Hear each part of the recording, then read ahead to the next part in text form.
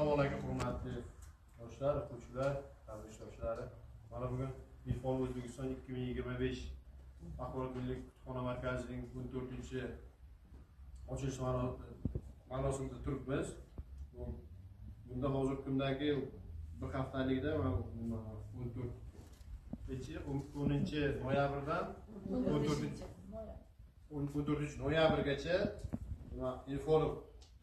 Axborot milliy axborot kutubxona markazi tomonidan Ilfon dasturi tashkil etilgan. Dasturda har xil qiziqarli kitob o'yinlar, zakovatlar, kitobxonlik, she'rxonlik va shunga o'xshagan boshqa kitobga oshno bo'lgan yoshlar qizilish uchun, aholimizni kitobxonlik madaniyatini rivojlantirish uchun bir qancha aksiyalar, loyihalar amalga oshirib kelmoqda.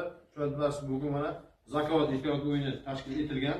Bu zakovatda shu kutubxona tomonidan tuzilgan savollar, shu kitoblar asarlarni ko'proq kitob o'qigan bo'lsangiz, shu asarlardan tushadi. Mana hozirgi kundagi bilimlaringizni mana bu nimada zakovatda sinab, qanday bilimga ega ekanligingizni bilib olasizlar.